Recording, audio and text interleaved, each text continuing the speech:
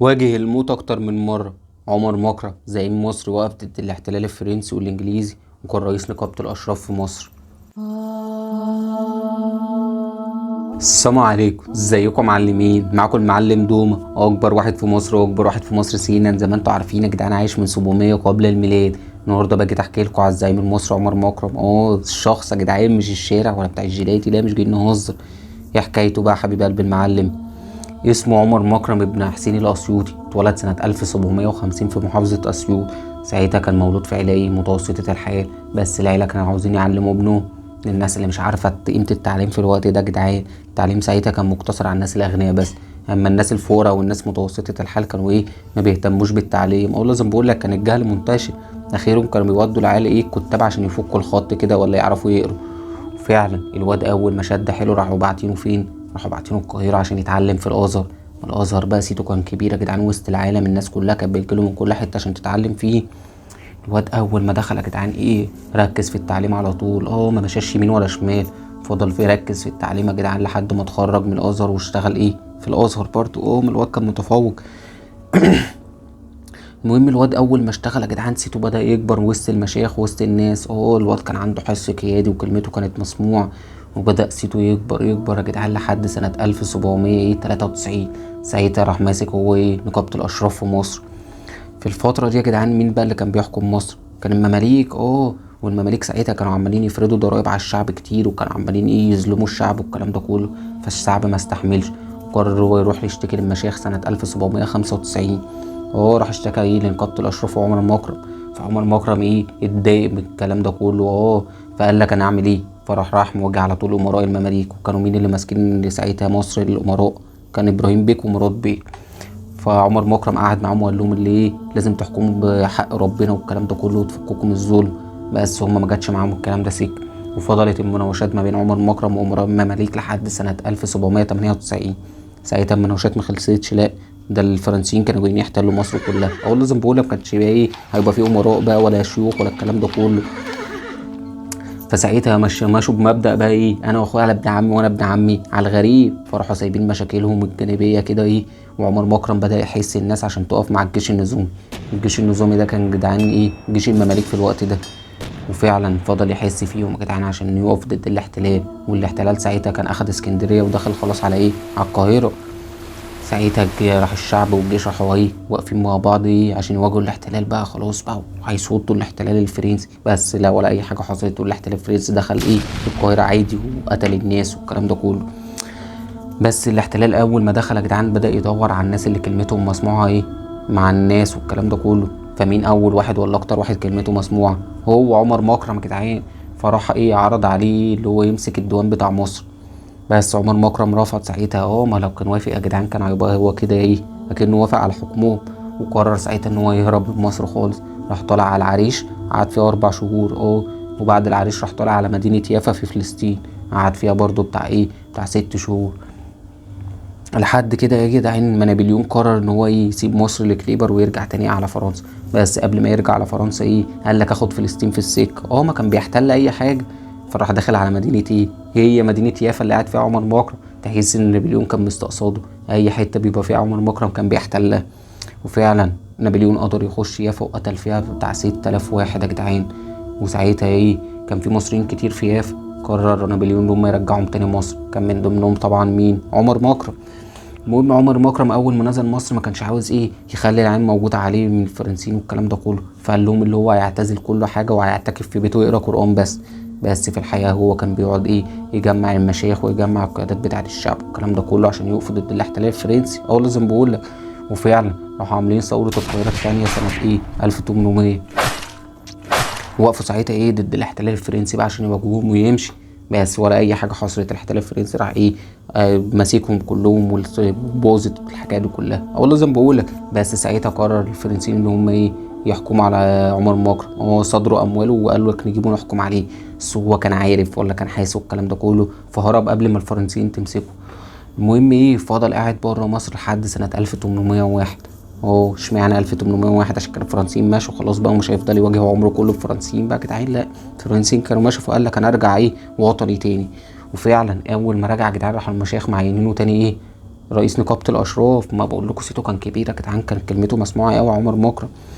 المهم فضل ايه برضو الوضع ايه، المماليك تاني والوالي خورشيد هو اللي كان ماسك مصر بقى في الوقت ده، وفضلت برضو الدنيا بتسوق زي ما هي والضرايب بتزيد والكلام ده كله، لحد ما المشايخ بقى خلاص ما استحملتش، فقرروا ان هم بقى مش هنكلموه زي ما بيحصل كل مره، لا، فقرروا ان هم يرفعوا ايه دعوه في المحكمه العليا سنه 1805. كان مكتوب ايه بقى في الدعوه دي يا جدعان؟ كانوا بيقول لك ان احنا عاوزين نشيل الوالي خورشيد ونعين مكانه مين؟ محمد علي يا جدعان. كانوا ما هم المشايخ اللي امروا ان محمد علي هو اللي يمسك مصر. وفعلا يوم 16 مايو يا جدعان راحت المحكمه حاكمه ان ايه الوالي خورشيد يمشي ومحمد علي يمسك هو مصر ايه مكانه. بس قبل ما محمد علي يمسك كان قاعد مع المشايخ عشان يتفقوا على الشروط اللي هتمشي عليها. والمشايخ قالت له ان انت حبيبي ايه ما تاخدش بعد كده اي راي من دماغك، لازم تستشيرنا. وده كان بالمناسبه يا جدعان اول واحد يتعين ايه من الشعب، يعني الشعب كان اول واحد يختار رئيس هو اللي يمسك مصر. محمد علي برضو كان ايه ذكي يا جدعان، قال لك انا لسه ماسك البلد جديد مش هينفع عادي الشيوخ، وكمان ان ايه المماليك كانوا عاوزين ينقلبوا على محمد علي عشان يرجعوا حكمهم، وكمان برضو الولي العثماني كان عاوز يشيله محمد علي كان ايه، فقال لك انا مش هواجه كل ده، فوافق على شروطه. فضلت الدنيا هاديه ما بينهم لحد سنه 1807. ساعتها كان ايه الاحتلال الانجليزي بقياده فريزر كانوا جايين ياخدوا مصر، لازم بقول لك برضو كانوا جايين يحتلوا مصر. فساعتها ايه الجيش بقى بدأ يجهز نفسه، وعمر مكرم قال لك ايه هحس الشعب زي ما كنت بعمل مع الفرنسيين، وبدأ ينادي في الشعب ان هم ايه يسيبوا اشغالهم ويسيبوا العلم ويسيبوا كل حاجه عشان يواجهوا الاحتلال الانجليزي. مين ما جاش بقى معاه الكلام ده سكه؟ محمد علي. قال له لا انتوا مش دوركم الكلام ده كله، انتوا اخركم اللي انتوا تجمعوا لنا فلوس وعشان ناكل والعساكر دي تاكل، وانتوا تخليكم في علمكم والكلام ده كله، مش هنوقف البلد كلها. ساعتها عمر مكرم اتضايق من كلام محمد علي، بس قال لك ممكن يكون زلة لسان مش قصده الكلام ده كله. بس ايه ما فعلا محمد علي راح قادر ينتصر على الانجليز ايه في معركة رشيد.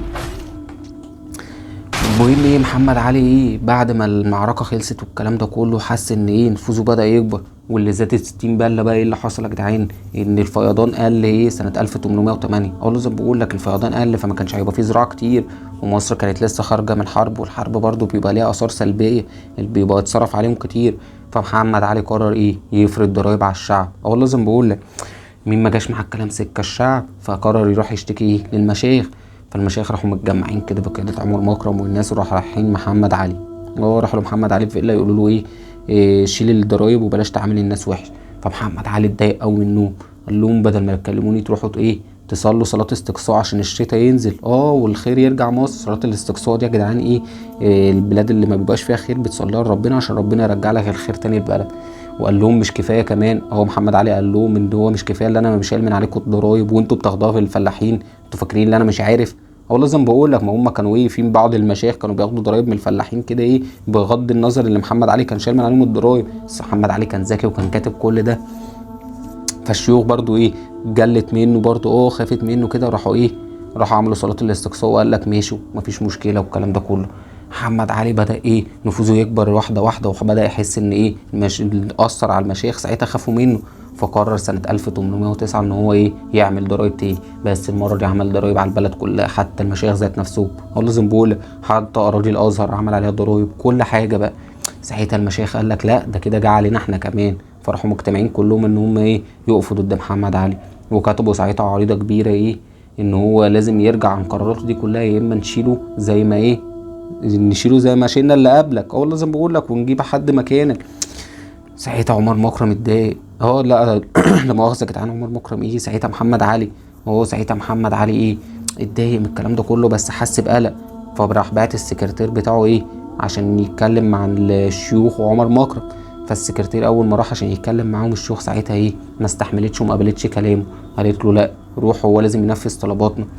محمد علي قال لك انا مش هينفع الكلام ده كله، فبدأ يعمل عليهم ويشغل دماغه عليهم، قال لك انا اوقع ما بينهم. فبدأ يبعت للشيوخ واحدة واحدة يجسوهم كده كتعين اللي هو بدأ يجيب شيوخ ويشوف حد هيجي والكلام ده كله. وفعلا مين بقى الشيخين اللي راحوا سمعوا وراه؟ محمد المهدي ومحمد الدواخلي. راحوا رايحين لمحمد علي قعدوا اتكلموا معاه والكلام ده كله، راح محمد علي بقى اقنعهم ان هم يبطلوا الكلام اللي هم بيعملوه، هيبدأ يكافئوا لازم بقول لك ويقفوا يقفوا ضد عمر مكرم والكلام ده. فراحوا نازلين الشيوخ بقى يكلموا عمر مكرم وقالوا له خلاص بقى احنا اتكلمنا مع محمد علي ونقعد نتفاوض معاه والكلام عشان يتنازل عن المواضيع دي. بس عمر مكرم ما جاتش معاه الكلام سكه، وقال لهم ايه لا، انا هو لازم ينفذ الطلبات اللي احنا قلنا عليها.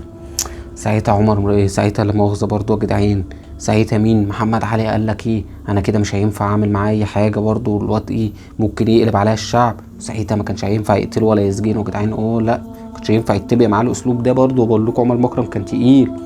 المهم فقرر ايه، قرر محمد علي ينزل من القلعه بتاعته ويروح ايه بيت ابراهيم بيك ابنه. ابنه برضه اكيد مش هيروح حته تاني. قال لك ونعمل اجتماع ايه ما بين المشايخ ونجيب قاضي يحكم ما بيني وما بين ايه عمر مكرم.